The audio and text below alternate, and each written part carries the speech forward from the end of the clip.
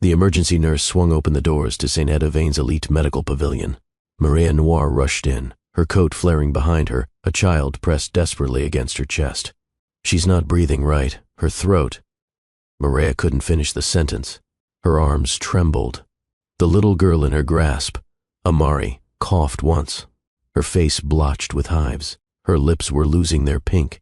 ICU room 6, the nurse ordered briskly, guiding them with practiced urgency.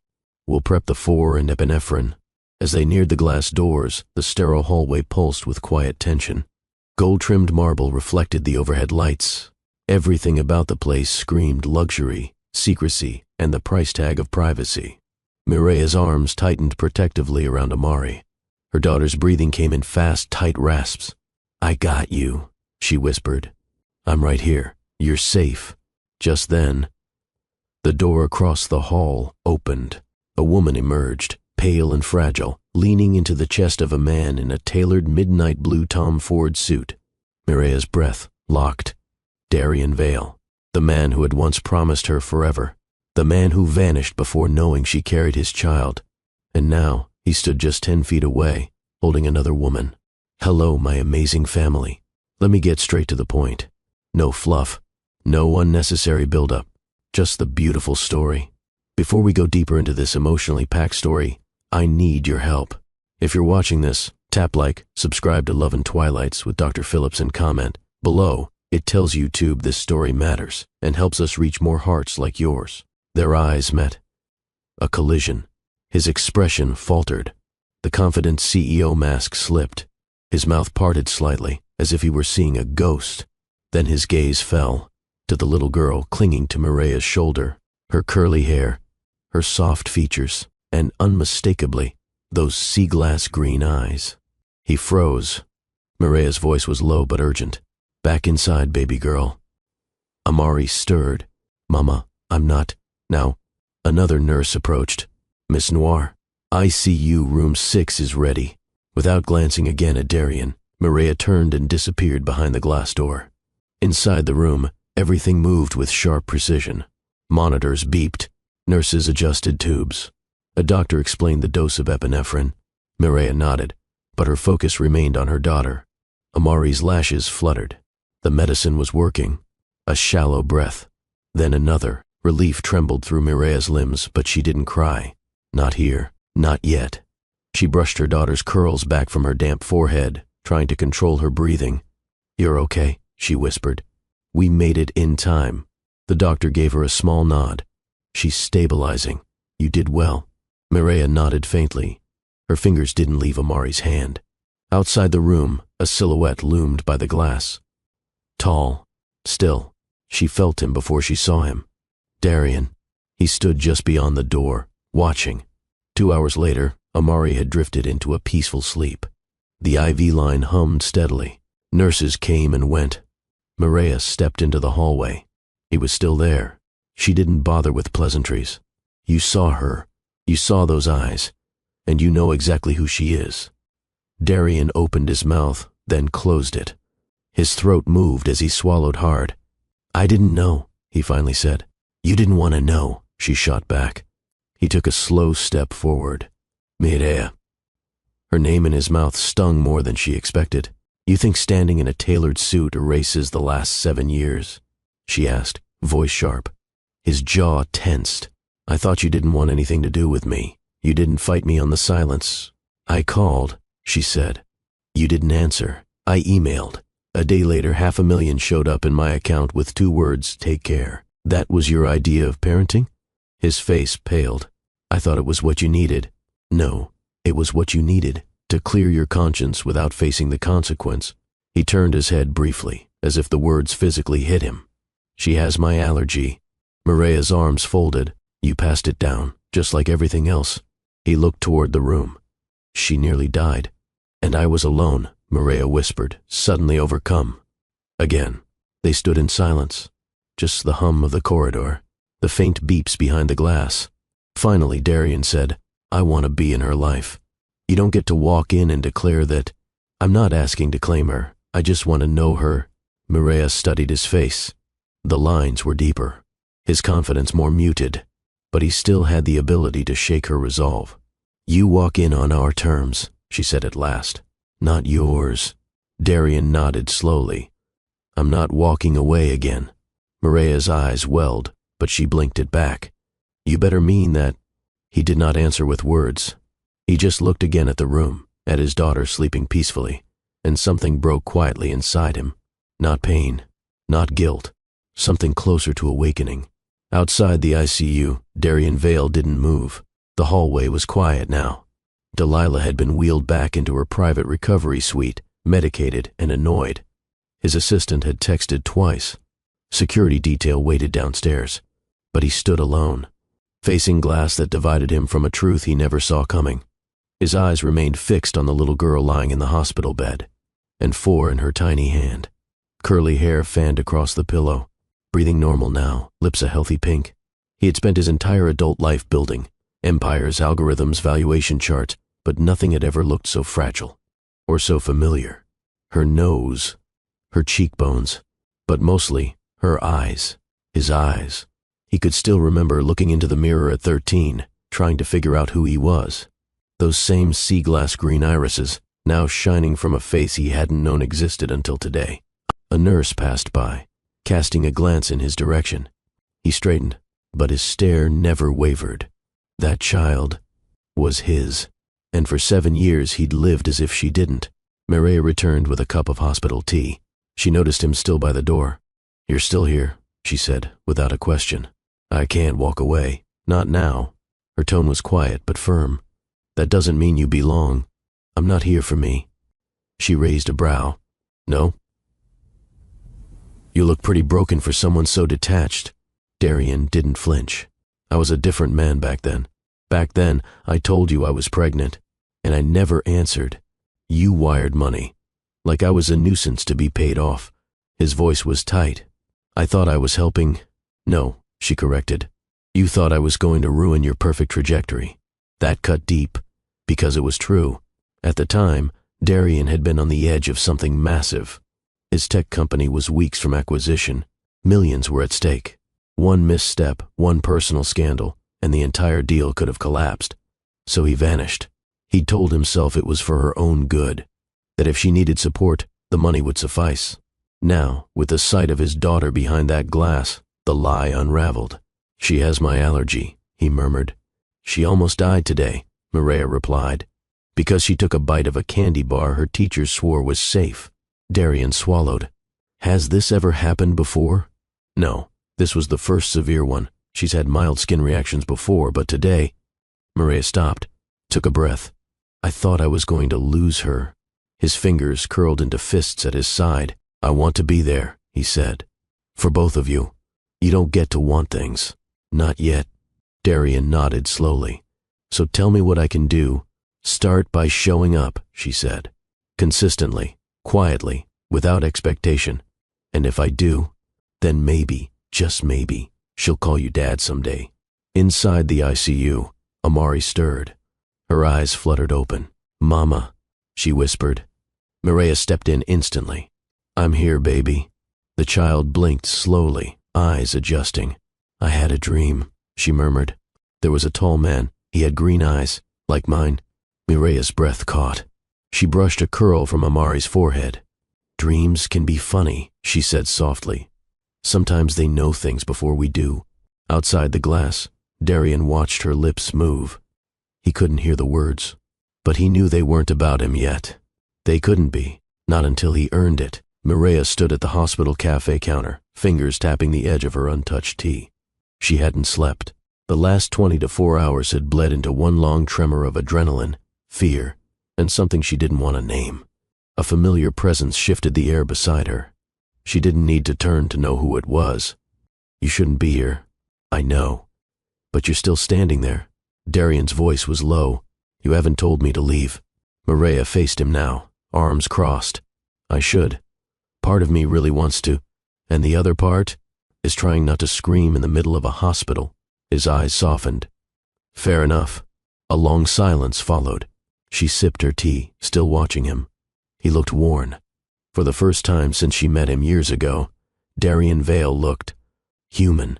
"You broke me once," she said plainly. He didn't flinch. You disappeared after promising me the world. Left me pregnant and humiliated. I had to carry a baby while reading articles about your billion-dollar deal and your engagement to someone else. That engagement didn't last, he murmured. That's not the point. I know. Maria leaned against the wall, her voice lowering.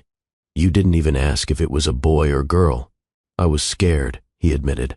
Success doesn't prepare you for love or responsibility. It does prepare you for choices. And you made yours. He looked down, ashamed. She has your strength. She has your stubbornness. They shared a fragile, bitter laugh. Then Maria's tone shifted. Why are you really here, Darian? Why not send another check and keep walking? I don't want to be a name on a bank transfer. I want her to know me. You mean now that she's real? Now that she's breathing, talking, and looks like you? Yes. Her eyes narrowed. So you show up, what? Hoping to fix 7 years with a few visits and bedtime stories? No, I don't expect her to trust me, or you. But I'm staying. I'll earn it. By doing what, exactly? Whatever you let me. Mireya paused. The fire in her gaze didn't soften, but something shifted in her stance. Not forgiveness, not openness, just exhaustion. All right, she said. 15 minutes. Tomorrow, in the ICU garden. She likes the flowers there.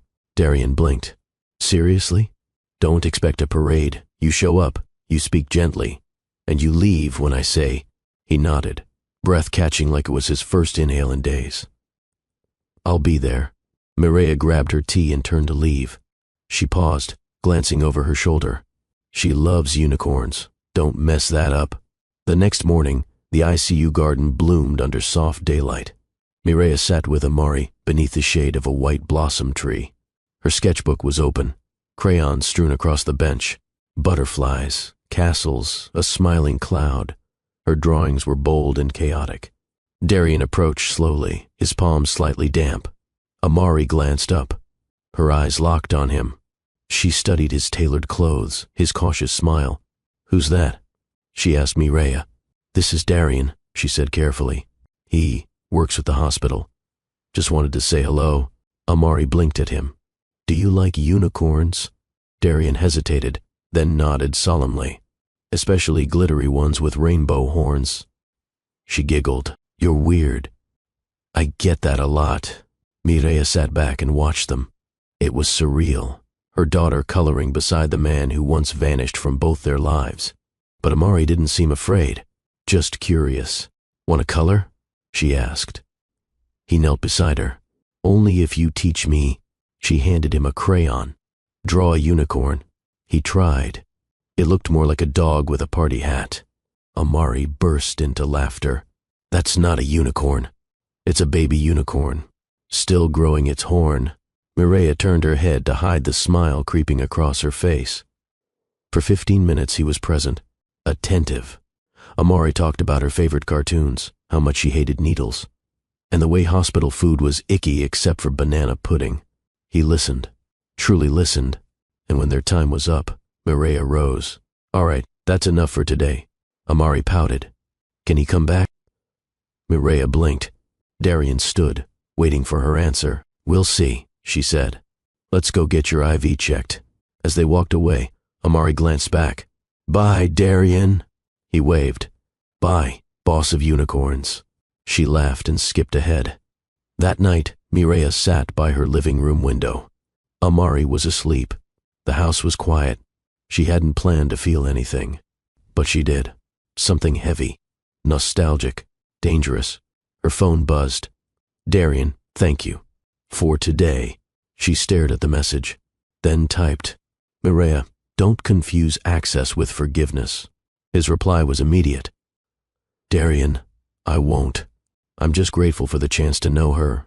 She locked her screen. Exhaled, and for the first time in years, she didn't feel entirely alone.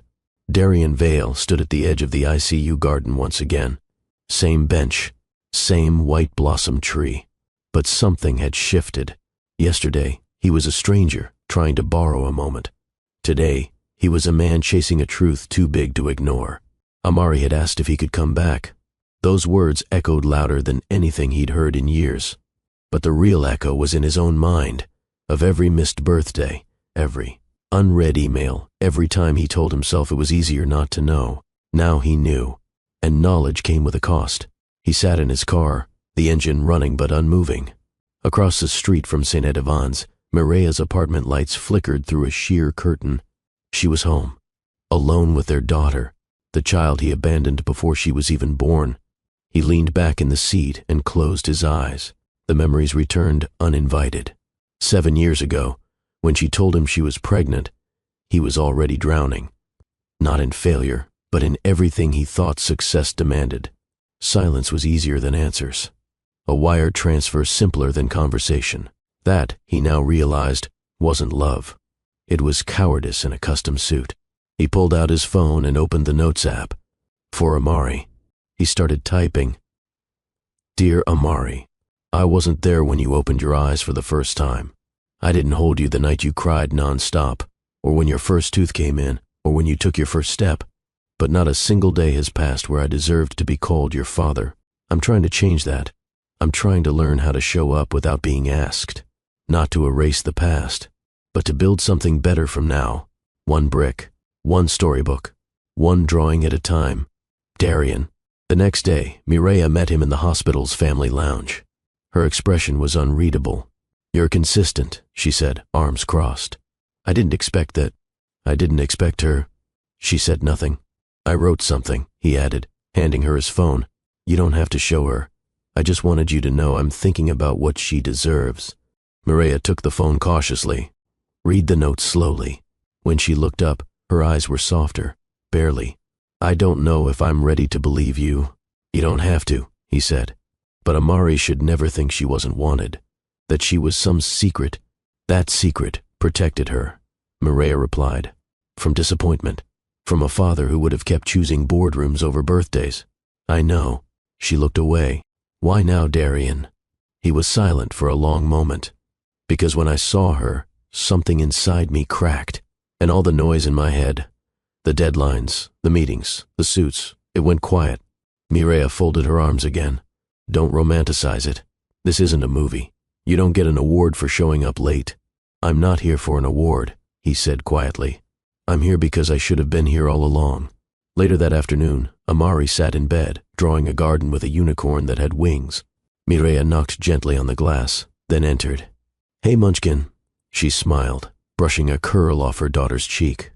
Guess who's back? Darian? Amari grinned. He's funny. You like him? She nodded. He said my unicorn looked like a royal warrior. Most grown-ups don't say that. Mireille sat at the edge of the bed. He wants to keep visiting you. Amari shrugged. Okay, just like that? The little girl frowned. He brings stories, and he listens. Some grown-ups don't. Mireille blinked. Would it be okay if someday he told you about where you came from? Like, my dad? Mireille's voice caught. Yes. Amari thought for a long second, then smiled. I already guessed. Mireille's head jerked back. What? His eyes. They look like mine. And he talks to me like he knows me already. Like you do. Mireille kissed her forehead. You're too smart. I know. Later that evening, Darian walked through the corridor with his hands full, a small Lego unicorn, 2 new books, and a banana pudding. Mireille met him outside the room. She knows. He froze. Knows? I didn't tell her. She figured it out. His mouth parted. She wants to keep seeing you. But she asked me to ask you something. Anything. Why you didn't come sooner. His chest tightened, because I didn't believe I was good enough. Mireille tilted her head. And now, I'm trying to become someone who is. They entered together. Amari smiled as Darian walked in. Did you bring pudding? I brought 2, he said, holding them up. One for the royal unicorn, one for her royal mother. Mireille raised a brow. Careful. Flattery only works for 10 minutes at a time. Darian grinned. Noted. He sat beside Amari and handed her the Lego set. She gasped. It has wings. Just like your drawing, he said. See? I pay attention. You're weird, she teased again, and proud of it. Mireille watched them, heart full and aching at the same time. Darian looked up at her, eyes steady. Thank you, they seemed to say. She didn't respond, but for the first time in years, she didn't feel the need to guard herself so tightly. The ICU garden was still quiet in the early hours. Only the sound of distant foot traffic and soft winds stirred the blossoms overhead. Mireya adjusted the throw blanket across Amari's legs as the little girl sketched in her lap. Her energy had returned, cautiously, and for now, the worst was behind them. She checked her watch. "Remember," she said gently, "just 15 minutes. Amari looked up. "Why does he only get 15? "Because we're learning to trust him again." Amari tilted her head, considering. "Did he hurt you?" Mireya paused. "He left when I needed him. That hurt." "Did he say sorry?" "He's saying it now." Amari nodded, as if that was enough to make sense of the world. A moment later, Darian arrived. He wore a plain black sweater, no blazer, no cuffs, no tie, just him. Still polished, still careful, but less guarded than before. "Morning," he said, smiling. Amari grinned. "You came back." "I said I would." She held up her sketch pad. "I drew your unicorn better this time. Want to see?" He leaned in. "Whoa. That's next-level unicorn design. Is this armor?" "It's a warrior unicorn, like the one in my dream." "I'm honored," he said. "Shall I tell you a story about a unicorn that couldn't fly until it believed it could?" "Yes." He sat beside her as Mireya took a step back. Not far, just enough to give them space. Darian wove the story from thin air. There was a baby unicorn named Solara who couldn't fly. She tried every day, leaping from rocks and cliffs and trees, but always fell. "Was she sad?" Amari asked. "Very," he replied, "until she met a little girl who gave her wings, not real ones, but wings made of words. Words like 'you're strong' and 'you're brave' and 'you'll get there.'" Amari blinked slowly, leaning into every word. "And then?" "She flew." Amari smiled wide. "Because someone believed in her." "Exactly." Mireya watched, a slow warmth spreading through her chest. This wasn't just a father entertaining his daughter. This was a man making up for time lost, not with gifts, but with presence. 15 minutes passed quickly. Amari was already halfway through another drawing, this one of Solara flying above clouds. "Time's up," Mireya said softly, stepping in. Amari pouted. "Do we have to stop?" Mireya glanced at Darian. He looked ready to argue, but didn't. Instead, he nodded. "We'll make the next 15 count even more." "Promise?" "Cross my heart." Amari held out her hand, pinky finger extended. Darian hesitated for half a second, then locked his pinky with hers. "Unicorn promise," she said. "Unbreakable." As they walked back through the garden, Mireya pulled Darian aside. "That story, you just made it up?" "I've been thinking about her, and how kids believe before adults do." She nodded slowly. "I meant what I said," he continued. "If 15 minutes is all I get, I'll make each one count." "She's never had a man keep promises before," Mireya replied. "Not a single one." "Then let me be the first." She studied him, eyes searching for cracks in the performance, but there was no act. "Just a man trying hard not to mess it up this time. See you tomorrow," she said. He smiled. "I'll bring pudding. You always say that, and I always do." Later that evening, Mireya tucked Amari into her hospital bed. The monitors blinked steadily. Outside, the garden's flowers danced in the twilight breeze. "Mom?" "Yes, baby." "Do unicorns really need people to believe in them?" Mireya sat beside her. "I think everyone does. Even grown-ups?" "Especially grown-ups." Amari turned to face her, eyes soft. "I believe in him." Mireya brushed a finger along her daughter's cheek. "I'm glad. Just keep believing in yourself even more." "I do," Amari whispered. "Because you always do." Mireya kissed her forehead. In his car, Darian replayed the moment Amari offered her pinky. It wasn't just a child's gesture. It was permission. A door cracked open, not to forgiveness, but to possibility, and he would spend every single minute earning it. It was late afternoon when Mireya stood by the hospital vending machine, debating between granola and chocolate. She reached for the healthier choice. A voice beside her interrupted. "You always picked granola when you were mad at me." She turned. Darian stood there, casual but neat.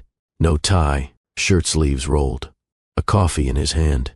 "I didn't know you were watching that closely," she said flatly. "I was always watching. I just didn't know how to stay." Maria gave a humorless laugh and started walking. He followed at a respectful distance until they reached the waiting area near ICU 6. She sat. He did too. The silence was familiar, heavy, yet oddly comforting. "She talks about you after every visit," Maria said, eyes on the hallway. "You've managed to become the highlight of her day." "I didn't expect that. She's a kid. She forgives fast. I'm not asking you to." "Yes, you are," she snapped gently. "Every time you show up." Darian nodded slowly, absorbing it. "I just want to keep showing up. No hidden motive, no angle." She studied him. "You always had an angle." He didn't deny it. Not anymore. Later, Maria sat in Amari's room, legs tucked beneath her on the chair. Darian sat on the opposite side of the bed, helping Amari fold paper into shapes. They were making crowns now, clumsy and lopsided, but royalty nonetheless. "I'm making one for Mom," Amari said. "She's the queen." "Then I guess I'm your royal paper assistant," Darian replied. "Nope, you're the wizard," she corrected, giggling. He bowed. "As you wish, princess." Maria smiled without meaning to. He was adapting to her world, slowly, deliberately, one laugh at a time. When Amari drifted into a nap, Darian stepped outside with Maria. The hallway was quiet. "She called me the wizard." Mireya smirked. "She has a ranking system. You'll probably get promoted next week." They both chuckled. Then the laughter faded, and the weight returned. "I used to imagine this," Darian said. "Us, a child, a future. Then why didn't you fight for it?" "I was afraid I'd mess it up." "You did, by not being there at all." He nodded, no defense in his posture. "I'm learning." Maria leaned against the wall. "I don't know what to make of you. You're charming, you're showing up. And it's messing with my head." "Why?" "Because you were the one man I loved without a backup plan." Darian looked at her, something raw in his expression. "I didn't deserve that kind of love." "No, you didn't. But I'd give anything to earn it now." Maria turned away. "Don't say things you can't follow through on." "I won't say it again," he promised. "I'll just keep proving it." That night, Maria returned home briefly to grab fresh clothes. She stood in her daughter's bedroom, the small, lavender-painted space, filled with glitter crafts, storybooks, and stars taped to the ceiling. There were no pictures of a father, no family portraits, just her and Amari, always just the two of them. Until now, she sat on the bed and closed her eyes. She wasn't ready to trust him, but she wasn't ready to shut the door either. He hadn't earned redemption, but he had earned a chance, and that was something she never thought she'd give again. It was nearly midnight when Maria heard the knock. She didn't move at first.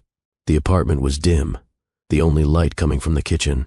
She sat on the couch, legs pulled up, wearing one of Amari's oversized hoodies and no makeup. Her eyes burned from fatigue, but her mind was restless. Another knock. 3 slow, even taps. She sighed, pushed herself up, and walked barefoot to the door. She didn't need to look through the peephole. She already knew. When she opened it, Darian stood there, soaked from light rain, a single white paper bag in hand. "You shouldn't be here," she said. "I know." She didn't step aside. "You could have texted." "I needed to say it to your face." "Say what?" "I was a coward." He said it plainly, not dramatic, not rehearsed, just true. "I wanted to build an empire so badly, I ignored the foundation," he added. "You were the foundation." Her hand tightened on the doorframe. "It's late. I'll leave after this." He held up the paper bag. "Banana pudding. Hospital ran out." She hesitated, then finally stepped back. "You have 2 minutes." Inside, she watched him set the pudding on the kitchen counter like it was something precious. He looked around. Same apartment, same soft lighting, but now filled with drawings, plastic tiaras, and the smell of cinnamon tea. "You've made a life here," he said softly. "I had no choice." He turned. "I want to understand what that looked like." "No, you don't." "Try me." She crossed her arms. It looked like a lot of late-night crying. Emergency runs to the pharmacy, babysitters canceling, wiping vomit off a car seat while trying to get to work, watching her sleep, while wondering how to explain why her father was just a name on a bank transaction. Darian swallowed hard. "I can't erase that." "No, you can't.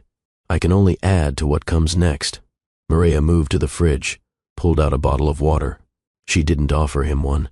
"I didn't come here to ask for a reset," he continued. "I came because I had to say this. I'm sorry. For disappearing. For being afraid. For thinking that money fixed everything." She leaned against the counter. "That's the thing, Darian. You were never poor. You just lacked courage." His breath hitched. "But you know what's worse?" she added. "I still wanted you. Even after all of it." He stepped forward cautiously. "I wanted you too. I just didn't think I could be the man you needed. And now, I'm trying to become the man she can be proud of, and the one you can trust." Silence hung between them, thick, fragile. "You don't get to just show up in the middle of the night and crack me open," she whispered. "I'm not trying to break you," he said. "I'm trying to rebuild what I ruined." She stared at him, unmoving. Then, without a word, she reached past him, grabbed the pudding, and placed it in the fridge. "You'll bring another one tomorrow, right?" He blinked. "Yes." "Then go home." He nodded. No arguments, no attempt to linger. Just a glance, not pleading but grateful. She closed the door behind him and leaned against it, eyes shut. Her pulse was uneven. Her heart betrayed her calm expression. He was dangerous, not because he lied, but because now he was telling the truth. Outside, Darian sat in his car, letting the rain pepper the windshield. He replayed every word, her voice, her pain, her strength. He hadn't expected the door to open. He hadn't expected to want more than forgiveness. He wanted her, not just as the mother of his daughter, but as the woman he'd been too foolish to fight for. And now he would fight for both of them, every single day. The next morning came gently, with streaks of sun painting the hospital walls in gold. Amari had slept soundly. Her vitals remained steady. The allergic storm had passed, and what remained was a fragile peace, one Maria guarded with her entire being. She sat by the window in a soft sweater, sipping lukewarm coffee when a knock at the room's glass startled her. Darian. He held 2 cups and a brown paper bag, the unmistakable banana pudding. Amari, still half asleep, stirred. "He's back." Mireya stood and opened the door before he could knock again. "You really can't help yourself, can you?" "I'm not here to impress you," he said. "I just figured yesterday's one went in the fridge." She eyed the bag. "Fine. 10 minutes. 15, he bargained. "Only if she's awake." He stepped in, quietly. Amari stretched and sat up, hair tousled and eyes sparkling. "Wizard's back." He chuckled. "Reporting for duty, princess." Mireya retreated to the corner of the room, watching as they began another day's adventure. This time, drawing a dragon to match yesterday's unicorn.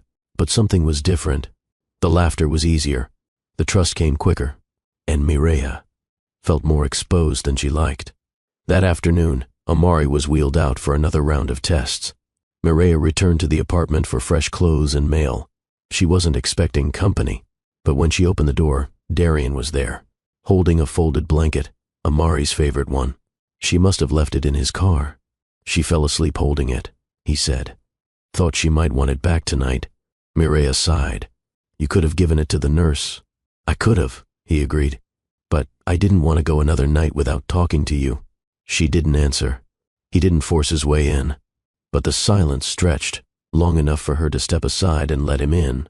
Inside, he noticed the photos on the wall. Mireya and Amari, at the zoo, on the beach, wearing matching pajamas. No men, no family portraits, just mother and daughter. "Everything here is her," he said softly. "She's all I had." He turned. "That's going to change." She stiffened. "Don't speak like you're sure." "I'm not asking for all of it. I'm asking for a start." Mireya walked toward the sink, pretending to rinse a glass just to give her hands something to do. "Why are you here, Darian? You already brought the pudding. And the blanket." "Because I remembered something." She looked over her shoulder. "That blue dress," he said, voice low. "You wore it the night the night it all changed." Her cheeks flushed. Irritation or memory, she couldn't tell. "You're reaching." "I'm remembering," he corrected. "You were dancing alone on a rooftop, barefoot. I watched you, frozen. You said something I never forgot." She turned fully now. "What did I say?" "You said, I don't belong to anyone who can't hold me fully." Mireya's lips parted. "I didn't understand it back then," he said, "but now I do." He stepped closer, slow. Measured. She didn't retreat. Not yet. I couldn't hold you then, he said. I held ambition instead, and Delilah, and pride. But when I watched you with her, when I saw the way she looks at you, he paused. It gutted me. Mireya's voice was quiet. You don't get to mourn what you threw away. I'm not mourning. I'm showing up. His hand lifted, slow, cautious, reaching for her jaw. She flinched. He stopped, left it hovering. I remember everything, he whispered. She closed her eyes.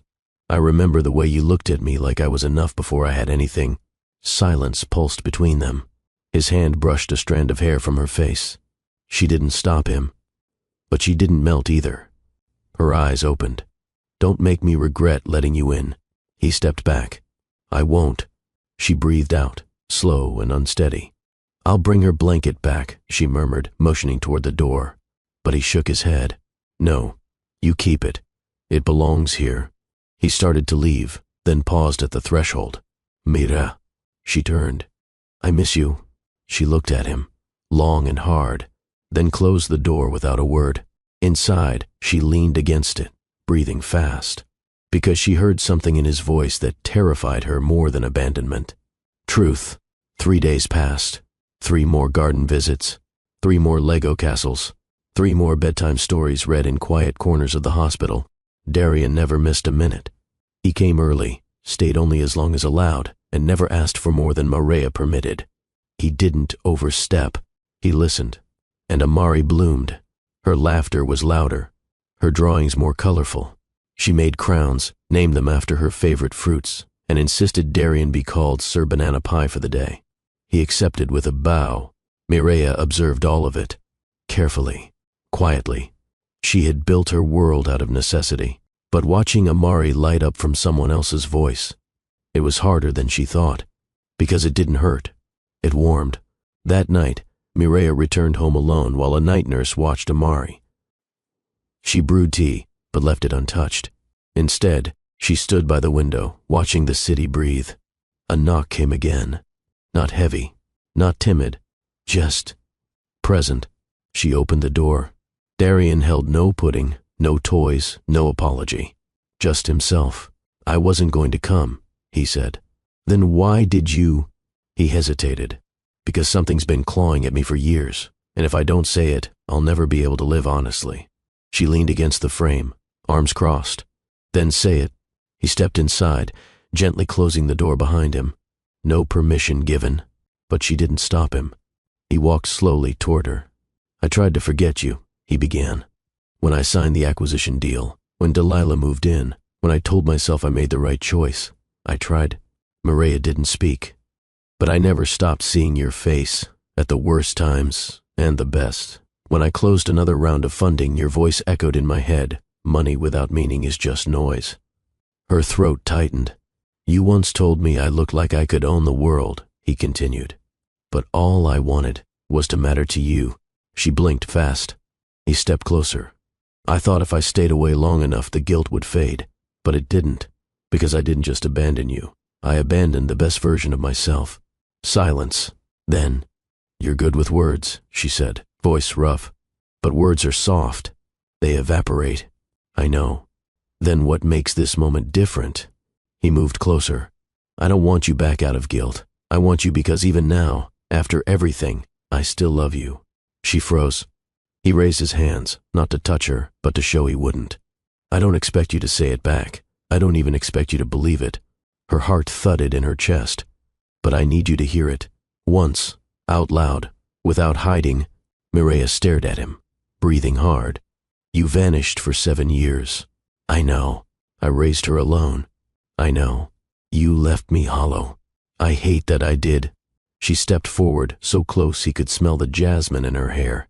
But do you know what the worst part is? She whispered. He shook his head. I never stopped loving you either.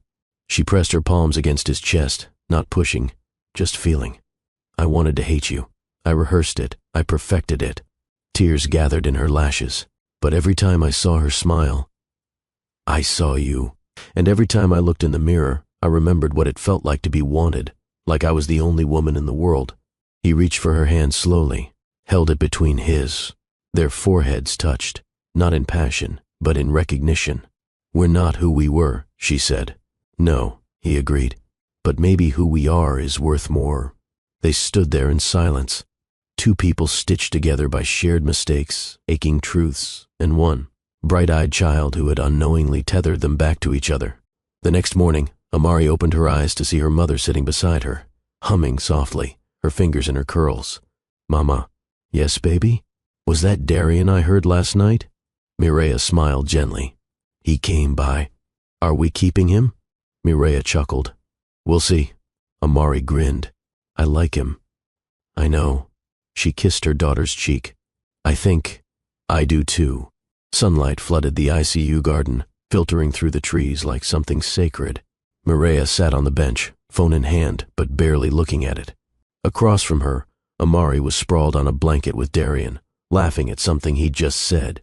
Her crayons were scattered around them, and her fingers were smudged with blue and pink. "I told you her unicorn needed a crown," Amari insisted. "She already had one," Darian said. "Yeah, but it wasn't sparkly enough." He held up the sketch.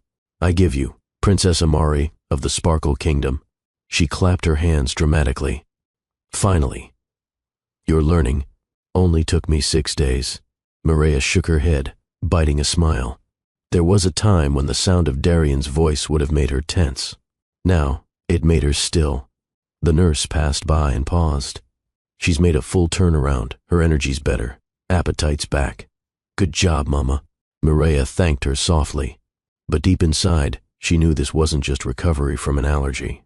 This was healing of a different kind, one you couldn't track with vitals or charts. Later, back inside the room, Darian helped Amari pack up her books. "You're really coming tomorrow too?" she asked. "If I don't, the unicorns might revolt." She giggled. "You're ridiculous. I've been called worse." Mireya leaned against the doorway, arms crossed. "Hey, Sir Banana Pie," she teased. He turned. "Yes, Your Majesty. She's got schoolwork to catch up on this weekend. Maybe tomorrow we cut the visit short?" He nodded.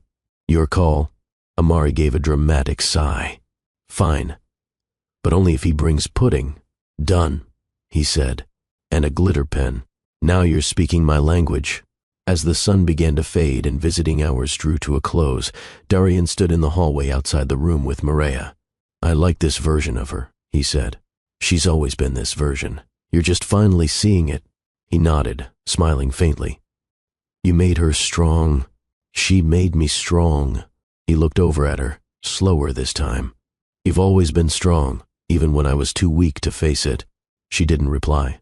Instead, she glanced down the hall, where Amari waved at them from the bed. "She believes in you. I believe in her. And what about me?" He didn't hesitate. "I never stopped." The apartment was quiet when Mireya unlocked the door. She'd just returned from a pharmacy run, arms full of prescriptions and fresh fruit. Amari had fallen asleep halfway through her show back at the hospital, her head resting. On Darian's shoulder, something that used to feel like a threat now just looked right. When she turned the corner into the kitchen, she stopped short. Darian was there. He'd already set the table. 2 coffee mugs, a small pastry box, 1 banana pudding, of course, and a soft jazz track playing low from his phone speaker. Mireya narrowed her eyes. "How did you get in?" "I remembered where you kept the spare key." "Behind the planter." "You remembered?" "You were forgetful about locking your door back then," he said. "I used to worry." She placed the bags on the counter and exhaled. "You can't just show up and play house."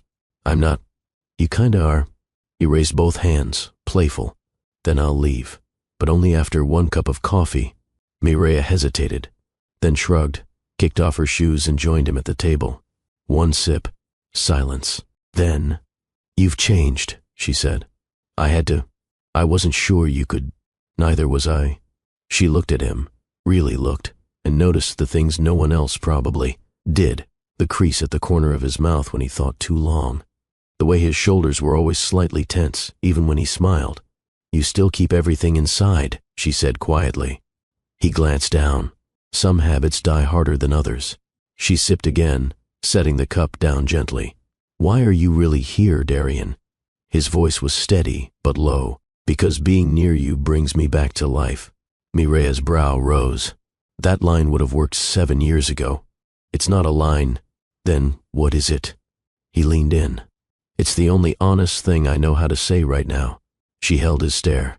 No blinking, no softening. And then, just as quickly, why didn't you tell her? He tilted his head. Tell who what, Delilah? About me, about Amari. He looked away. I told myself I was protecting her, he said. But the truth, I was protecting myself from facing what I lost. Mireya leaned back in her chair. And when did it hit you? The moment I saw you in that hallway, holding her, seeing those eyes. She nodded slowly. That was the moment mine stopped breathing. They sat in silence again. This time, it wasn't cold. It was heavy with memory. I keep asking myself what it would have been like, he said after a while. If I hadn't left. If I'd stayed. If I'd held your hand through that pregnancy instead of wiring you money and disappearing into a penthouse. She let the words linger. And I hate every version of that man. Every single one.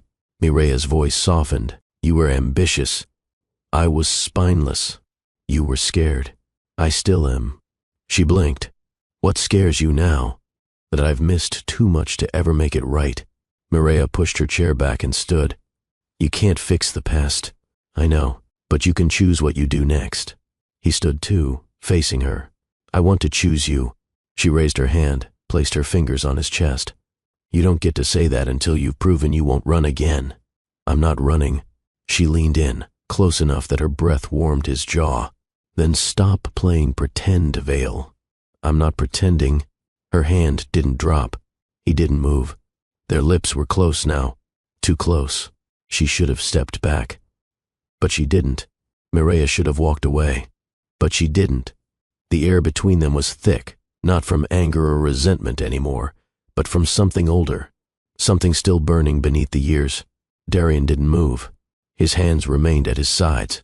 His breath was steady but restrained. I dreamt of you last week, he said, voice low. Mireya blinked. Why are you telling me that? Because I woke up with my hands in fists and your name in my throat. She froze. You were standing on a balcony, he continued, eyes searching hers. Wearing a silk robe, barefoot, and I was watching you laugh. You turned, looked at me, and asked why I let everything go. He exhaled. I didn't have an answer then. I still don't. But I woke up sweating, wanting you, aching. She swallowed hard, throat dry. You shouldn't say those things. Why? Because I might believe them. You should. I don't trust you, but do you still want me? Mireya didn't answer. She stepped away, slow, measured, toward the counter where the pudding sat, unopened. You disappeared, she said, her back to him. You disappeared and I rebuilt everything from ashes. I raised her alone. I gave her joy when I barely had any left. And now you come back talking about dreams. I'm not just talking about dreams. You're saying all the right things, Darian. He walked to her, keeping his voice low. I don't want to say anything else tonight. What do you want? He closed the distance slowly. His chest almost touched her back. I want to touch you. Her hands tightened on the edge of the counter. I want to remind you of what we had, he whispered. Not because it was perfect, but because it was real. Mireya stood frozen. He gently brushed his fingers along the inside of her wrist. She shivered. You used to shudder when I did that, he murmured. I still do, she whispered, barely audible. He turned her around, face to face. Her breath hitched. You're dangerous, she said. I'm careful now. You weren't before. He leaned in, slowly, as if giving her every chance to stop him. She didn't. When their lips met, it wasn't explosive. It was trembling. 7 years of silence. 7 years of ache. Mouths remembering. Hands rediscovering. His fingers found the small of her back. Hers curled into his shirt. They kissed like time had collapsed. Like regret and hope had formed a tunnel and brought them back to this one moment. He pulled away first, just a fraction. Mireya. She reached up and kissed him again, deeper this time. But when it broke, she placed a flat palm on his chest. We're not doing this. His brows pulled together. You kissed me back. I did, but I'm not letting you in. Not completely. I'm not asking for everything. Just a beginning. I don't do beginnings without protection anymore. He nodded.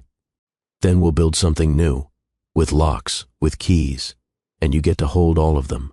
Maria backed away, breath still uneven. You have to leave. He didn't argue. He just stepped toward the door, grabbed his jacket, and glanced over his shoulder. I still dream of you. Try dreaming of consistency, she said, voice shaking. And with that, he left. Later that night, Mireya stood in the bathroom, brushing her teeth, staring at her own reflection.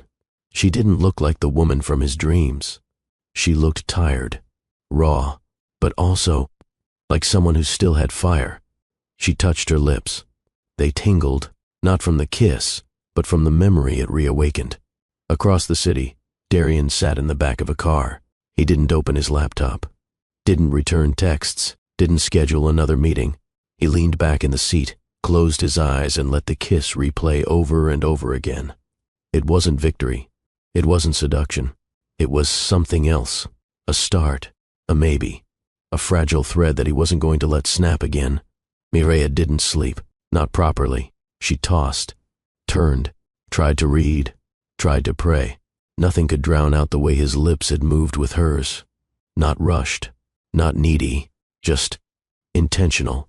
She had felt the apology in every brush of his hand. The memory burned beneath her skin. By morning, she stood under the shower longer than usual. The water scalded. Still, it didn't erase the sensation of his breath on her neck. At the hospital, Darian had arrived earlier than visiting hours allowed. He sat in the lobby with 2 coffees and a small bouquet, purple tulips, Amari's favorite color. When Mireya walked in, their eyes met. No words. She walked straight past him. He followed. Inside the ICU, Amari's room buzzed with soft morning light. She was already awake, drawing stars across her pillowcase with a washable marker. Look, she announced proudly. My dreams are everywhere now. That's some advanced cosmic design, Darian said, placing the flowers on the windowsill. Amari beamed. Did you bring glitter pens? He reached into his coat pocket, revealing a new pack, the finest in all the land. Mireya watched them exchange laughter and color with ease. Her heart swelled and broke at the same time. This man who once ghosted her soul, was here again, acting like he belonged. The worst part? He was starting to. Later, with Amari asleep again, Mireya slipped out for air. Darian followed, uninvited but unignored. They ended up in the garden. She sat on a bench, arms folded. He stood a few paces away. I didn't come last night to complicate things, he said. Then what did you come for? To remind you that we had something. We also had an ending. His tone was quiet. Maybe not the right one. She looked away. He moved closer but still didn't sit. I know what that kiss meant. You really don't. I do, he insisted. It wasn't just nostalgia. It wasn't just want. Mireya stayed silent. It meant you're still protecting your heart. But something inside you cracked open last night. I'm allowed to feel things and still choose boundaries. I'm not here to rush anything. She turned toward him finally. Then stop pushing with your eyes. Every time you look at me, it's like you're asking me to surrender. I'm asking you to remember. I remember too much, she whispered. He sat beside her now. Not too close, not touching. Tell me something, he said. If I had stayed, what would our life have looked like? Mireya's shoulders stiffened. She considered lying, dodging, deflecting. But instead, she answered, you would have seen every one of her firsts, and I would have felt less alone. We would have fought and cried and probably made up over midnight pancakes. She exhaled. I would have leaned on you. I would have been there. No, you wouldn't have. Not then. But maybe now. He waited. She turned to him again. Now you look like a man who knows what he lost. I do. They sat in silence. Then Mireya stood, brushing crumbs off her lap. We're not falling back into anything, Darian. I know. You've got to build this from scratch. I will. No shortcuts, no flattery, no pretending. She looked at him. For a long moment, she just looked, then nodded. You can stay for dinner, at the apartment. Amari will like that. His eyebrows lifted, surprised. I'll be there. Bring takeout. She's tired of soup. I'll bring the noodles. She turned to walk away, but paused. That kiss. He held his breath. It meant nothing's fixed. Then she added, softer. But something's possible. That night they ate noodles on the floor, Amari curled between them, slurping with giggles and sauce on her chin. Mireya leaned back on her palms and watched them laugh. For the first time in years, she let herself picture something other than survival. She pictured a life, not just for Amari, but for herself. Hello, my beautiful family. If you are here with me, if you are still watching, please hold on to this beautiful, because what happens next will keep you at the edge of your seat. Now, let's continue. The suite at Hotel Belgrave was drenched in amber light. Floor-to-ceiling windows offered a flawless view of the Los Angeles skyline, but neither of them noticed. The room smelled faintly of sandalwood, and the king-sized bed was untouched, for now. Mireya stood barefoot on the plush carpet, wrapped in a black lace robe that did little to hide her curves. Her skin shimmered under the soft lighting. Her hair was pinned loosely, one tendril trailing over her shoulder like an invitation. Darian stood across from her, silent, still, completely undone. He took a step forward, then another, but didn't touch her yet. He looked at her like a man watching the ocean for the first time, awestruck, reverent. You wore this on purpose, he said softly. I didn't come here by accident, she replied. He reached for her waist, hesitated, then placed both hands gently on her hips. Her breath caught, but she didn't move away. You sure? He asked, voice barely a whisper. Her eyes met his, clear and unwavering. I'm not here to erase the past. I'm here because something in me still wants to remember how it felt. When it was good. He nodded once, pulled her in slowly, like she might vanish if he moved too fast. Their lips met, not with desperation, but with something slower, deeper, knowing. Her hands moved up his chest over the buttons of his shirt. She undid them one at a time, pausing just long enough to tease him. He breathed through his nose, hands trembling at her lower back. His mouth trailed from her lips to her neck, then down to her collarbone. She tilted her head, giving him full access, lips parted, chest rising fast. I thought about this every night I was alone, he murmured against her skin. Don't speak, she said. Just show me. He obeyed. She pushed his shirt off his shoulders. It hit the floor without a sound. Her fingers traced the line of his torso, harder now, leaner than before, the body of a man who had fought wars she hadn't seen. He lifted her in his arms, one hand under her thigh, the other bracing her back. She wrapped her legs around him, fingers in his hair. He carried her to the window, city lights behind her, nothing between them. He set her down gently, her back against the cool glass. She gasped as the temperature met her spine. He kissed her again, deeper this time, hands under the robe, fingers sliding over silk and then skin. She shrugged the robe off her shoulders. It pooled around her ankles. He stepped back to take her in, then dropped to his knees, not for dominance, not for control, for apology. He pressed his lips to the inside of her thigh, slow and worshipful. Her breath hitched. She clutched the glass behind her for balance. I want you to feel chosen, he whispered. I want to feel claimed, she answered. He kissed higher, and higher, until her body arched, until her hands tugged his hair, until she whispered his name like it was a question and an answer at once. Later, they lay tangled in silk sheets, limbs intertwined, breaths still catching. The silence was full, not awkward, not uncertain, just full. Mireya lay on her side, tracing circles on his bare chest. That was different, he finished. It wasn't just about wanting you. No, she agreed. It was about finding what we buried. He kissed her forehead. Don't ruin her, she whispered suddenly, voice fragile. His eyes opened. Never, and don't ruin me again. He nodded, throat tight. I'll spend the rest of my life proving I won't. She didn't respond, but she didn't pull away either. That was enough for tonight. Mireya sat at the edge of the hotel bed, robe loosely tied, hair still damp from the late-night shower she took alone. The silence of the room pressed against her skin, thick as the steam that once filled it. Darian stood near the window, shirtless, the skyline casting pale light across his bare back. He held 2 cups of tea he'd ordered, untouched. You disappeared on me again, she said quietly. He turned. I didn't go far. You still left the bed. I needed to think. That's what you always do, she said. You retreat when it matters. He walked over slowly, offering her a cup. She didn't take it. I didn't leave to escape, he said. I left to stop myself from saying something I wasn't sure I had the right to say. She looked up. Try me. He exhaled. I want you, not for a night, not as the mother of my child. I want you in my life, for real this time. She stared at him for a long beat, then rose, stepping past him toward the window. The robe you untied, she said, voice steady.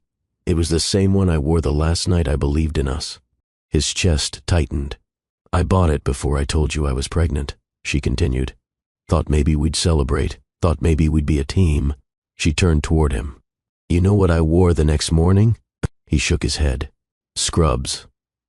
I took a temp job at a private clinic because I had no partner, no plan, just a baby and a broken version of myself. Darian set the tea down. I never knew. You didn't want to. I didn't know how to deal with what I was losing. Maria folded her arms. You weren't losing anything. You were gaining someone who loved you enough to build with you, and you walked away. I thought I had to protect the future I was building. You threw away a future that was already real. He stepped toward her, but she lifted a hand. No, she said. This can't just be about passion. It can't just be about hotel rooms and memories. I don't want that either.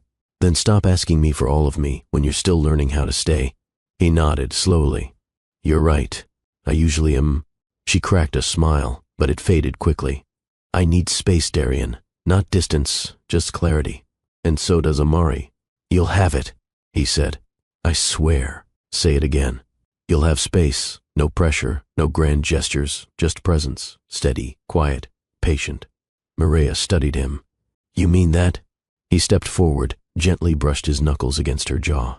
I mean it. She let him touch her, briefly, then stepped back and walked toward her overnight bag. I'm going back to the hospital in an hour. I'll drive you. No, I need the ride alone. He didn't argue. She zipped her bag, then turned one last time. Don't make promises in bed and break them in daylight. I won't, because the next time I give you everything, she said, it'll be the last time. And then she walked out, not with bitterness, but with power. Darian sat back on the bed, robe still clinging to her scent. He didn't touch it. He didn't replay the night with lust. He replayed it with reverence, and with quiet, aching regret. The next time Maria saw Darian, it wasn't planned. It was raining again, a steady mist over Beverly Hills, and she'd just left a parent-teacher meeting at Amari's school. She was halfway to her car when a sleek black SUV pulled beside her. The window rolled down. I wasn't following you, Darian said, smiling faintly. I was here for a tech fundraiser upstairs. Mireya folded her arms. Isn't that poetic? He stepped out, umbrella in hand. Want a ride? I'm parked 2 blocks over, which means we'll talk for at least 2 blocks. She hesitated, then nodded. The car ride was quiet at first. No music, just soft rainfall against glass and the hum of traffic. Then Darian broke the silence. Amari said she wants me to help her build a solar system model this weekend. She told me, Mireya replied. She's testing you. I figured. She wants to know if you're a novelty or a habit. He nodded thoughtfully. Then I better show up with planets. Mireya smiled faintly. And glue. She likes when things stay. They exchanged a glance. The air shifted, heavy again. Not with tension, but with gravity. When they pulled up outside her apartment, she didn't get out immediately. I didn't tell you something the other night, she said softly. Darian turned toward her. What?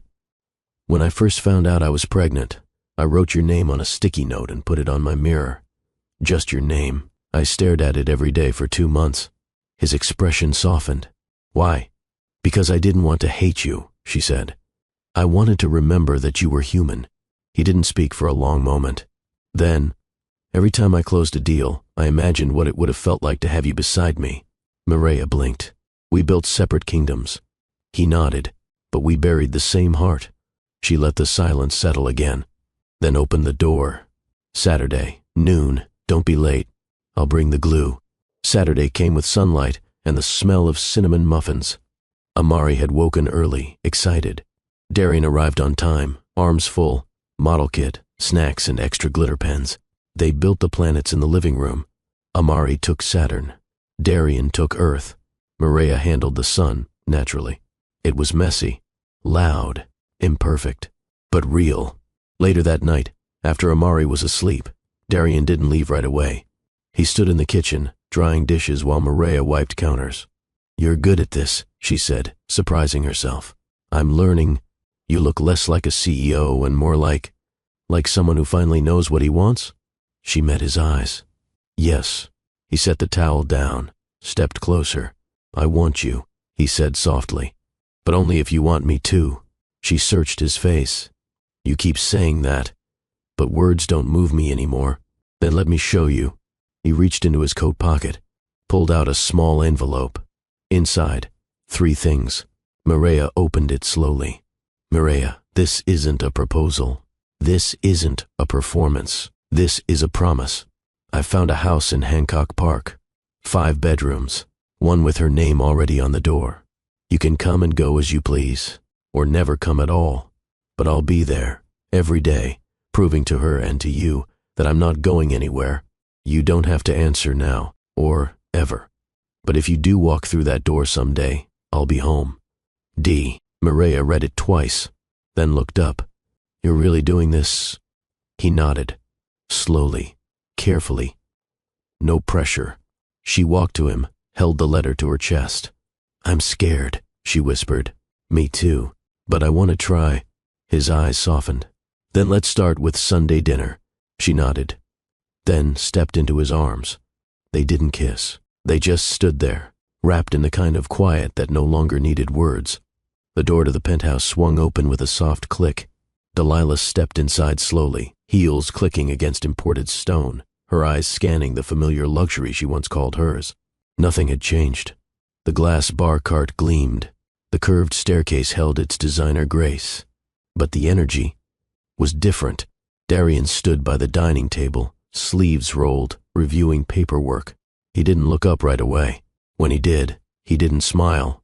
"I got your message," Delilah said, setting her purse down with controlled elegance. "I figured you would." She waited for him to offer her a seat. He didn't. "Is this really how it ends?" she asked, lifting her chin.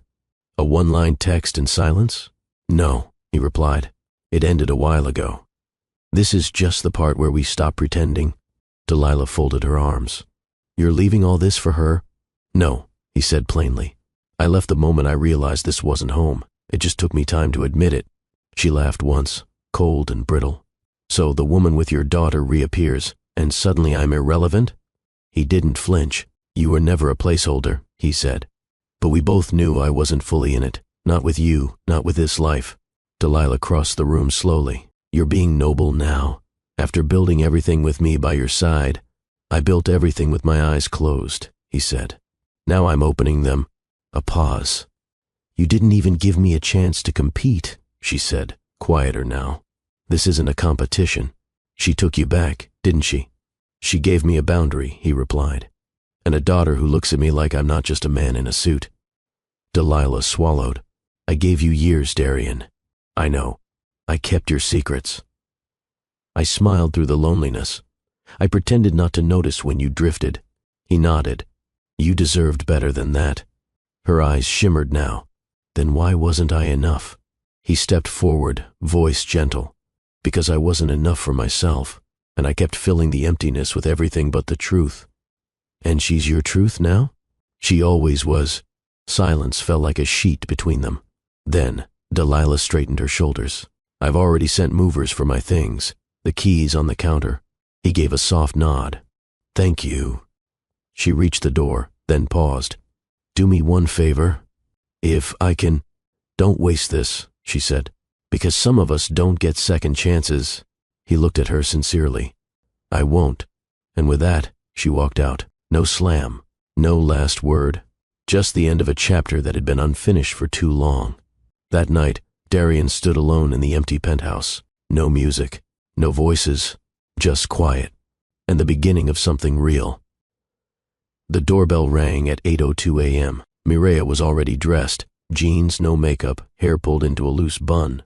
Amari, meanwhile, had been fully dressed since 6:47, her sparkly sneakers already smudged with excitement. When Mireya opened the door, Darian stood there with a backpack slung over one shoulder and a cereal box in hand. "Did you bring breakfast?" Amari squealed. I brought cereal and cartoons, he said. A proper father-daughter survival kit. Mireya arched a brow. You sure you're ready for an entire weekend with her? He smiled. She's 7. I negotiated a $2.4 billion merger last year. I like my chances. Overconfident, Mireya muttered, handing him a bag of pre-packed snacks and medicine. She gets cranky without naps, and don't give her red candy. She starts talking like she swallowed a microphone. Amari popped her head around Darian's leg. I'm ready. He bent down. You packed your journal? She nodded proudly. And the glitter pen. Then we're good to go. Mireya crouched, brushing a lock of hair from her daughter's face. Be good, baby. Amari wrapped her arms around her neck. I'll tell you everything. I expect a full report. She stood, and her eyes met Darian's. Text me updates. Every hour if you want. She hesitated, then stepped back. Go. Darian's penthouse felt different this time. There were no shadows, no champagne bottles on counters, no forgotten heels by the stairs. Just light, space, and something new, a warmth he hadn't known he was missing. He had already child-proofed most of the space, corners padded, cabinets locked, extra toothbrush in the bathroom. Amari explored like a scientist. Is this your house? It's ours for the weekend. Where's your bed? He pointed down the hallway. Where's mine? He smiled. Let me show you. The room wasn't fancy, but it was ready. Lavender bedding, a wall of star stickers, a shelf with books and stuffed animals. Her eyes widened. You did all this? He nodded. Wanted you to feel like you belong. She ran and jumped on the bed. I love it. They spent the morning painting planets for her solar system project, then watched movies on the couch, buried in blankets. Darian made grilled cheese, slightly burned, but she didn't care. Do you like being a dad? She asked between bites. I do. You're not very good at cooking. He laughed. I'm working on it. Mom says people get better when they try. She's very smart. Amari looked up at him. Do you love her? He blinked. I do, even when she gets mad. Especially then. She smiled. Then you're doing okay. After lunch, she fell asleep with her head on his lap. Darian didn't move for an hour. He just sat there, hand resting on her back, overwhelmed by how something so simple could feel so massive. This was it. Not power, not money. This was legacy. That evening, he texted Mireya. Darian. She asked if I love you. I said yes, and it felt more honest than anything I've said in years. Her reply came quickly. Mireya. She trusts you. Don't make me regret that. He stared at the message, then typed back, Darian. I won't. Not now. Not ever. Later that night, he tucked Amari into bed and read 2 chapters of her favorite book, the one with the girl who built her own wings. She held his hand for a minute before falling asleep. As he sat there, watching her chest rise and fall, Darian realized something profound. He hadn't been rebuilding a life with Mireya. He'd been constructing it for the first time, and it was starting right here in this room, with paper planets, bedtime stories, and the softest kind of grace. Monday morning came with cartoons and spilled orange juice. Darian stood in the kitchen of his penthouse, barefoot, trying to scrape burnt toast off a pan while Amari giggled behind him. You're hopeless, she declared. I'm improving. No, you're just confident. He turned, raising a slice triumphantly. Golden on the 3rd try. Amari clapped like it was an Olympic feat. You need training. I have a 7-year-old drill sergeant. I'll survive. They ate together on the bar stools, sunlight streaming through the tall windows. She dangled her feet as she crunched, talking about everything, her dreams, her school project, her idea to start a lemonade stand in winter. Darian nodded like every idea was genius. When breakfast ended and the dishes were cleared, she sat on the living room rug, coloring.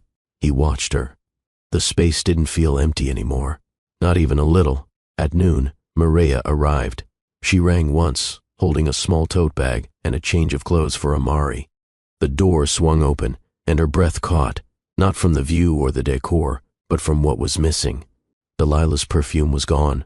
The place felt neutral, like it had shed its former identity. Darian met her at the door, calm but alert. She's fed, brushed, and full of glitter. You might be in for a hyper ride.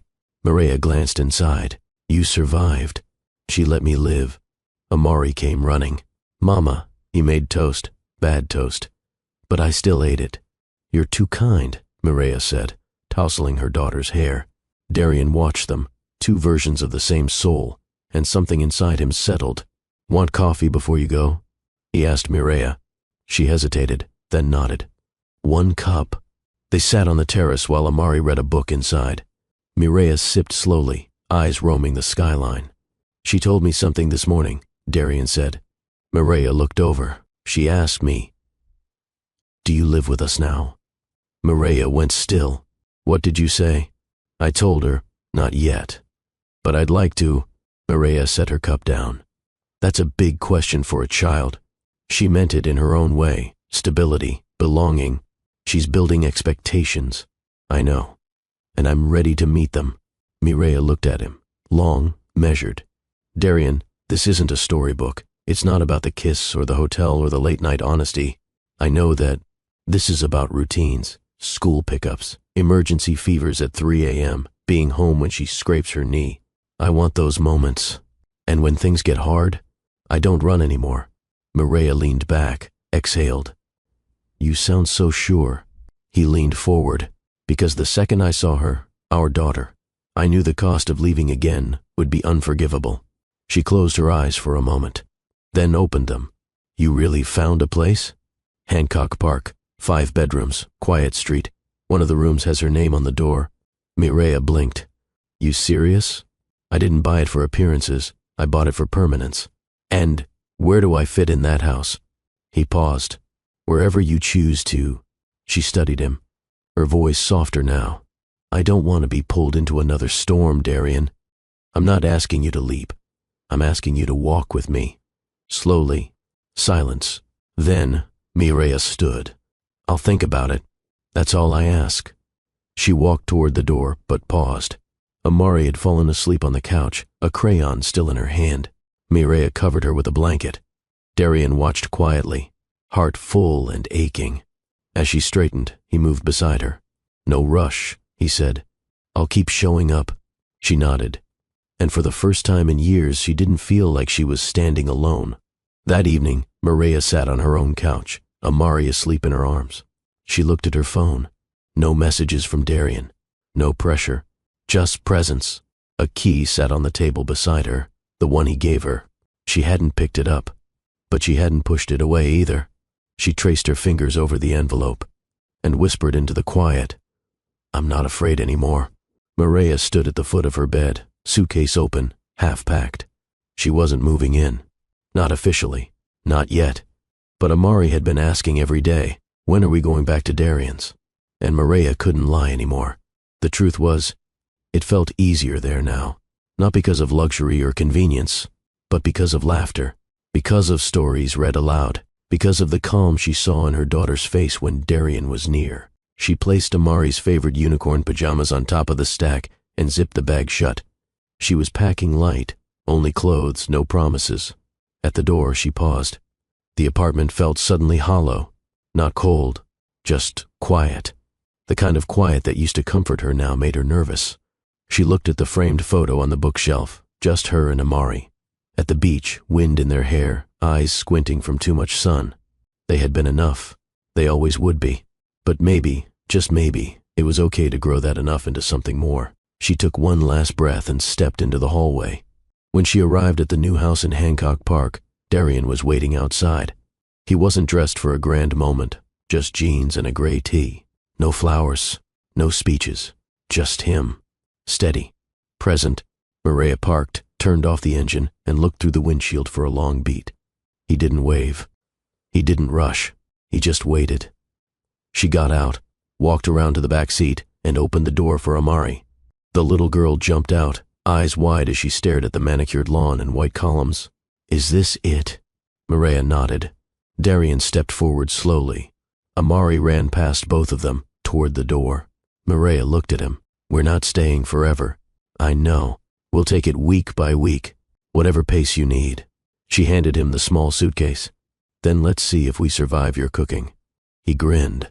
I've upgraded to frozen lasagna, oven baked, not microwave. She rolled her eyes. Progress. Inside, the house smelled like fresh paint and lemon polish. The living room had soft blue walls. Amari's room had her name in cursive above the bed, a small detail that made Mireya's throat tighten. They unpacked slowly, no rush. Darian gave them space, disappearing for long stretches while they settled. That evening, Mireya walked into the kitchen to find Amari and Darian wearing matching aprons. "What's happening here?" she asked. "Lasagna night," Amari beamed. "He only burned the edges." "I call that flavor," Darian said. She laughed. Not politely, not to make things easier. She laughed because something inside her had finally relaxed. After dinner, Mireya found herself sitting in the back garden, wine in hand. The stars were just beginning to appear. Darian joined her with a mug of tea. "No big declarations," she warned. "Just sitting." A long pause. Then she asked, "Do you ever wonder what would have happened if we didn't break?" "All the time." She nodded. "Me too. But maybe we needed to," he added. "To become this..." She glanced at him. "Don't romanticize our mistakes. I'm not..." "Good." Another beat of silence. Then she said softly, "You still scare me." He turned. "Why?" "Because you matter again." He set down his mug. "Then I'll be careful with that." She didn't say anything more, but she didn't get up either. And when he gently reached over and took her hand, slow, without pressure, she let him hold it. In that moment, she wasn't his ex. Or his maybe. She was the woman who stayed strong long enough for him to return. And maybe start again. The house on Oak Ridge Lane settled into rhythm over the next few weeks. Mornings were no longer rushed sprints. They were filled with cereal spills, mismatched socks, and music echoing from the kitchen, while Darian made pancakes shaped like animals that vaguely resembled dinosaurs. Evenings became their new calm. Dinner together, Amari's stories about school, and long talks that usually ended in laughter or silence, but never tension. Still, Mireya watched. Closely. She wasn't looking for perfection. She was watching for patterns, for cracks, for signs that this new version of Darian was just a version, not a foundation. So far, he kept showing up.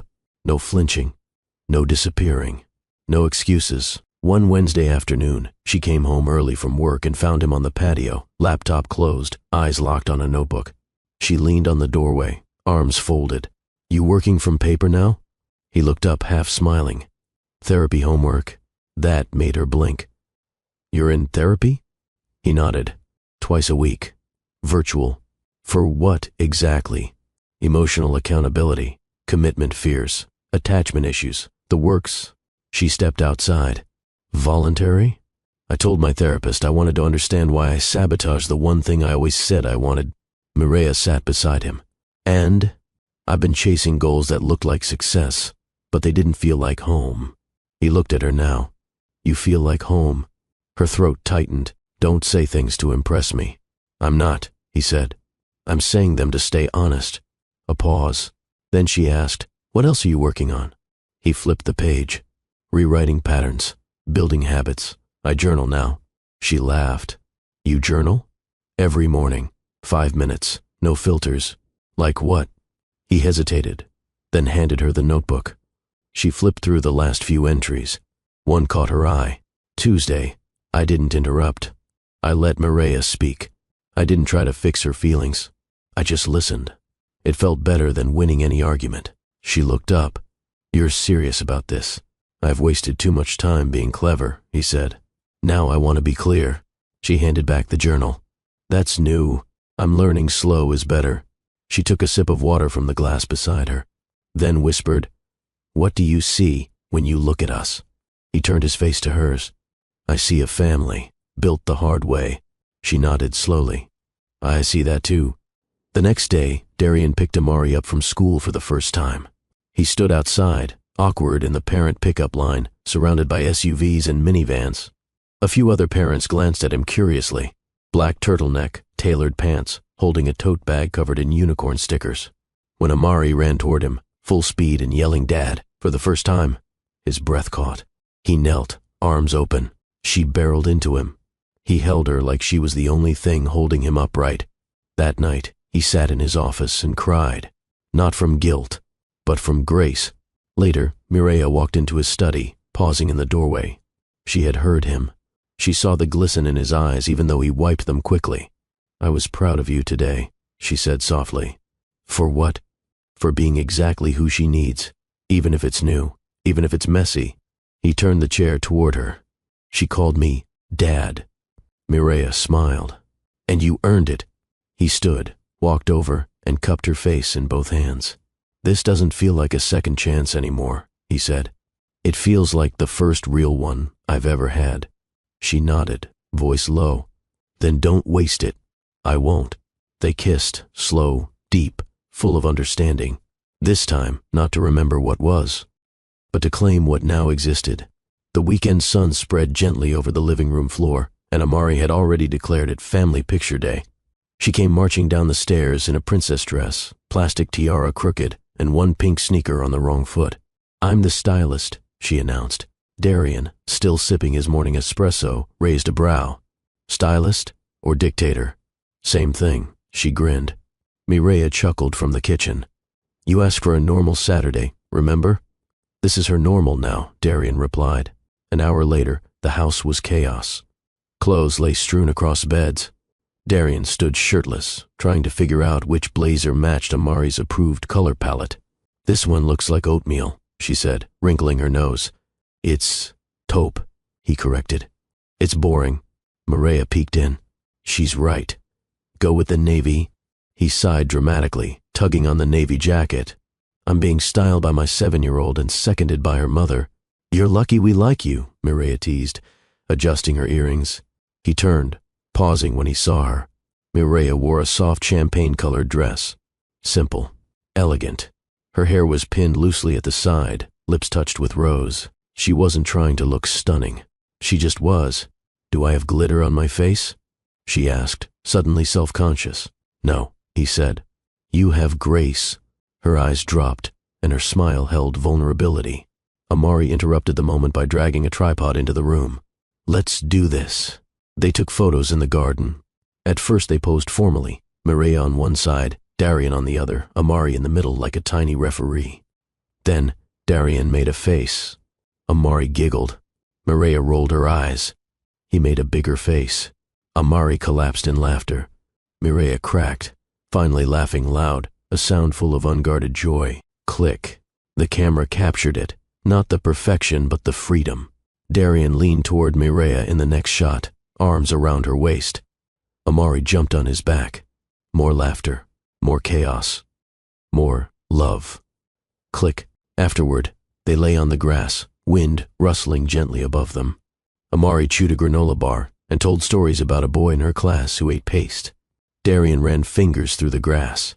Mireya rested her head on his chest. Silence was no longer awkward. It was soft, safe, full. "I want a frame," Amari said suddenly. "For the photo?" "For the laughing one." "Okay, a big one, in the hall. So everyone knows we're a team." Mireya smiled. Darian nodded. "Deal." Amari sat up. "And we need team rules." "Rules?" Darian groaned. "Yes, like no lying, no yelling, and pancakes every Sunday." He sat up. "I like that last one," Mireya added. "How about forgive fast?" "Forgive and eat pancakes?" Amari asked. "Close enough," Darian said. Later that night, while Amari slept, Mireya stood in the hallway holding the printed photo in her hand. The laughing one. She stared at it, the ease in her daughter's smile, the twinkle in Darian's eyes, her own face caught mid-laughter, like she'd finally remembered how. She pressed the photo into a simple silver frame and hung it on the wall. Darian walked in behind her, arms wrapped around her waist from behind. "That the one?" She nodded. He kissed her neck softly. "Feels real now," he whispered. "It is real." They stood there, just looking, not at the picture, but at the reflection of what they'd built, piece by piece, day by day, not through grand declarations, but through presence, through breaking patterns, and finally, through one photo that told the whole story, without needing a single word. The morning mist still clung to the hedges as the estate grounds transformed. A white marquee stretched across the western lawn, delicate glass lanterns swaying from strings. Florists flitting like bees with their buckets of white roses, tulips, and ranunculus. Somewhere in the background, a harpist rehearsed scales while staff checked chairs and linen folds for the 15th time. It was happening. The wedding was no longer a distant idea.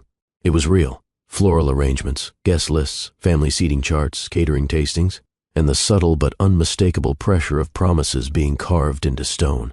Maria stood at the edge of the garden in a pale blue silk robe, barefoot, in the grass, watching it all unfold with a strange mix of awe and uncertainty. Inside the house, her cousin Lila was buzzing with excitement. "Girl, this is the wedding of the year. I swear this is straight out of a magazine shoot." Mireya smiled faintly. Lila paused. "You're quiet." "I'm always quiet." "No, this is different." Mireya didn't answer. Lila came closer. "What's going on in that head of yours?" Mireya exhaled slowly. "Do you ever feel like the moment your life gets really good, your heart starts looking for where it might break?" There it was. The truth. She wasn't scared of Darian leaving. She was scared of finally believing he wouldn't. Later that afternoon, Mireya wandered back into the garden with a clipboard in hand, checking off notes left by the wedding coordinator. She found Darian near the guest pavilion, speaking to the florist about something trivial. When he saw her, he dismissed the vendor gently and crossed the lawn toward her. "You okay?" he asked. She nodded, eyes cast downward. "Just a lot of details." He touched her elbow softly. "I hired 4 planners so you wouldn't have to carry any of them." "It's not the details," she said, looking up. He waited. "It's me." His face grew serious. "Tell me." Mireya struggled for the words. "Everything feels beautiful, too beautiful, and it makes me nervous." "Why?" "Because beauty like this feels temporary, like a wave that crests too high." Darian reached for her hands. "This isn't a wave. It's a shoreline, something steady, something we build on." She swallowed hard. "But what if I'm not the woman I thought I'd be by now?" "You are. You just stopped pretending to be perfect. That doesn't make you less. It makes you more real." A tear slipped down her cheek. "I want this to last," she whispered. "But I've never known forever." He cupped her face with both hands, thumbs brushing the corners of her eyes. "Then let's define forever together, one day at a time. No pretending, no masks." Mireya rested her forehead against his. "Okay," she whispered. That night, Mireya sat in the nursery watching Amari sleep. The little girl had insisted on wearing her flower girl dress to bed, the ivory one with the tulle skirt and satin bow. She looked like something from a dream. Mireya reached out, brushing a curl from her daughter's forehead. "You're why I try," she whispered. "You're why I keep choosing love, even when I'm scared." Meanwhile, Darian stood in his home office, staring at the vows he'd been trying to write for 3 days. Nothing felt big enough. Not "I love you," not "thank you for coming back," not even "you saved me." So he wrote the one truth that had never wavered. "I choose you. Not because it's perfect, not because I deserve it, but because when I look at our daughter, I see the best parts of you. And when I see you, I remember the man I always wanted to become." The morning of the rehearsal, the garden was finished. The aisle was framed with white orchids. The chairs were covered in champagne linen. The altar, a carved wooden arch Darian had built with his own hands over 3 weekends, stood like a quiet symbol of effort, not extravagance. Mireya walked through it slowly. A single path. One step, then another. She turned back and saw Darian standing at the far end, just watching her. She smiled. And for the first time, it wasn't a smile that masked fear. It was one that accepted that joy could stay. Even here. Even now. Darian sat at the kitchen table just after dawn. The rest of the house was still. Mireya, asleep upstairs, Amari curled into her pillow like a comma in her storybook. Only the refrigerator hummed. And the paper in front of him, crisp, blank, waiting. His pen hovered. Vows weren't just promises. Not for him. Not now. They were the architecture of his transformation, the evidence of who he had become. He wasn't writing to impress. He was writing to tell the truth. And that truth couldn't just be about romantic love, because there was another heartbeat in the center of this family, one that changed everything. By midday, the rehearsal began. The garden shimmered with early autumn light. Strings of lights overhead blinked lazily in the breeze. Friends and family trickled in. Warm hugs, easy laughter, cameras snapping here and there. Mireya wore a soft cream jumpsuit, hair pulled back, her gold earrings catching the sun. She looked calm, steady. Darian wore a slate-gray shirt and rolled sleeves, his eyes flicking to Amari every few seconds like she was his compass. She was. Amari ran between folding chairs in her tutu and Converse shoes, stopping only to pass out petal. Packets to each bridesmaid with serious instruction, no tossing until the music starts. Then she darted back to Darian. "Did you finish your speech?" she asked. He nodded. "Want to hear part of it?" She climbed into his lap, nodding. He pulled the folded page from his pocket, unfolded it, and cleared his throat softly. "To the woman I once lost because I couldn't see clearly, and to the little girl who helped me learn how to see. I vowed to never lead this family with pride, but with listening. I promised to love Mireya in front of Amari, not just behind closed doors, so our daughter knows what care looks like in the daylight. I promised to make Amari feel seen, not just in report cards and birthdays, but in bad days, eye rolls and scraped knees. I may not have been there at the beginning, but I will never let go now that I'm here." Amari looked up at him, eyes round and shiny. "You talked about me." "Of course I did." Her arms wrapped around his neck so tight he had to pause and steady his breath. "I'm glad you're my dad now," she whispered. "I always was," he whispered back. "I just had to grow into it." Mireya stood behind them, watching. Something melted inside her, because this softness, this quiet moment between them, wasn't performance. It was proof. Proof that Darian had become the father their daughter deserved. Not through apology, but through presence. The rehearsal continued. Guests were instructed where to sit. Music cues were timed. The flower girl practiced her throw, too early, too late, too wild, until Amari gave up precision and just flung petals like joy itself. Then came Darian's moment. He was meant to walk the aisle first, take his place, and then wait. Instead, he stepped up to the makeshift altar, pulled the small mic from the planner's hand, and said, "Can I say something now? Not the vows, just something." The crowd quieted. Mireya, standing off to the side with her bouquet of eucalyptus and baby's breath, tilted her head.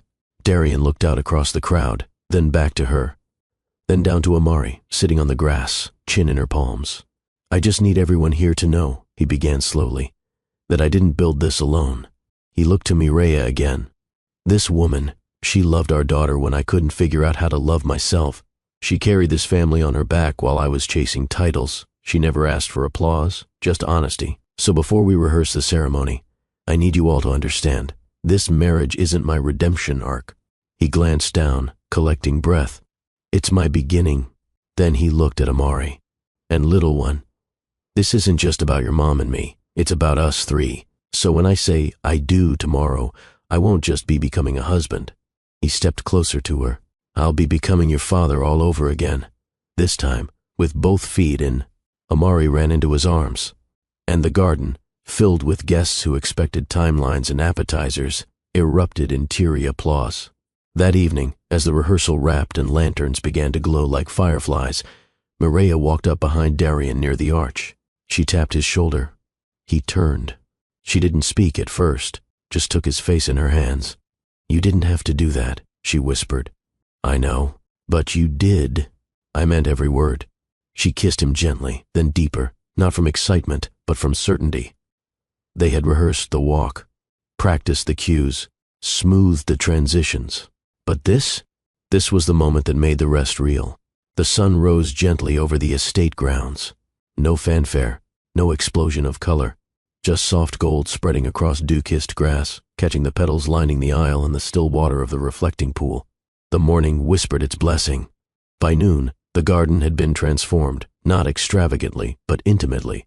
The arch Darian had built now stood dressed in eucalyptus, pale cream roses, and wild lavender. Rows of white chairs arced toward it like a circle of witness. At the center, a floral runner marked the path Mireya would walk, a runway not to performance, but to permanence. Inside the estate, Mireya sat in front of the vanity, watching her reflection with quiet stillness. Her dress was not the most expensive they had tried, but it was the one that made Amari gasp and whisper, "Mommy looks like a wish." Champagne silk, a modest neckline, a low back, flowing, uncomplicated, honest. Her hair was pinned with small pearls. Her fingers trembled as she fastened the final clasp of her earrings. Lila stood behind her with a small tissue. You ready? Maria took a breath. I'm not sure that's the right question. Then what is? She smiled faintly. Do I believe in this? And do you? She met her eyes in the mirror. I do. Outside, Darian stood under the arch, hands clasped behind his back, heart thudding like a drum under silk. He wore a classic black tux but no tie. Amari had insisted he leave the top button undone so he didn't look too CEO. He'd laughed. But now, in the silence before the music, he felt exactly as he should, not powerful, just human, and deeply, utterly present. Then came the music. Not a traditional wedding march, but a gentle acoustic instrumental Amari had picked. She called it the song with the sunshine inside. First came the bridal party. Soft steps, smiles, breathless anticipation. Then, Amari. She walked slowly, holding a small satin pillow with 2 rings nestled at the center. Her white dress sparkled in the light, her curls pinned with baby's breath. Halfway down the aisle she paused, gave a thumbs up to Darian, then continued walking. He nearly cried then and there. Then the crowd stood. Mireya appeared at the garden's edge. Everything paused. No one spoke. The breeze stopped. Even the birds quieted. She walked with no rush, no hesitation, just stillness in motion. As she neared, Darian's eyes shimmered. He saw not the woman he had lost, but the woman he had been given the chance to love again. And she saw not the man she had once left, but the man who had finally arrived. They stood together beneath the arch. The officiant's voice was calm, but almost faded beneath the intensity of what the moment carried. After a few opening words, she invited them to speak their vows. Darian went first. His voice trembled only once. I used to think love was something you won, something you deserved. But I know better now. It's something you honor, something you show up for, again and again. You and Amari gave me more than a second chance. You gave me an invitation to become the man I should have been from the start. I don't promise perfection, but I promise you this. I will never treat your love like it's something to earn. I will treat it like it's something to protect. There wasn't a dry eye in the crowd. Then it was Mireya's turn. She took a long breath before she began. I've lived long enough to know that second chances should hurt. They should scare you. They should stretch you. But they should also feel this good. Her voice quivered, but she continued. When I left, I wasn't punishing you. I was protecting myself. But what I didn't expect was for you to grow in my absence, not with words, but with action, with showing up for our daughter, with showing up for yourself. I see you now, and I don't see the man I feared. I see the man I trust, the one who held space for me to come home. So today, I don't just say, I do. I say, we begin. Darian took her hands. Tears blurred her vision. Amari stepped forward quietly. The officiant turned to her. Do you have something for them? She nodded, holding out the pillow. But instead of handing it over, she looked up and said, Wait. The crowd chuckled. Amari looked at Darian, then Mireya. Can I say something too? The officiant smiled. Of course. She turned to the guests, very serious. I don't know all the stuff grown-ups say about marriage, but I know what it looks like when my mom is smiling and she didn't even drink coffee yet. Laughter again. And I know what it looks like when someone makes her feel safe, like she can sleep with the light off. She looked at Darian. That's you now. Then she held the rings out. They're ready. The rings were placed. The words were said. The moment arrived. You may kiss the bride. And he did, not with fanfare, not with possession, but with reverence, as if he knew he was kissing not just lips, but history, healing, and hope. Applause burst around them, but neither noticed. Mireya held his hand tight. Darian bent to lift Amari into his arm, and the 3 of them stood there, not as a couple, but as a family. Later, as the sun dipped and lanterns flickered to life, the guests danced, laughed, toasted. But in the corner of the garden, next to the altar, Mireya lit a single candle. Darian came beside her. What's that for? She answered without turning. For the woman I used to be, the one who thought love meant surviving, she can rest now. He took her free hand, and the man who used to run from what mattered, he's not here anymore either. They stood in silence, watching the candle. Its flame didn't flicker. It stood tall, steady, like their promise. If this story touched your heart, let us know where you're watching from. Hit like and subscribe to join our family of storytellers who believe in love, healing, and redemption.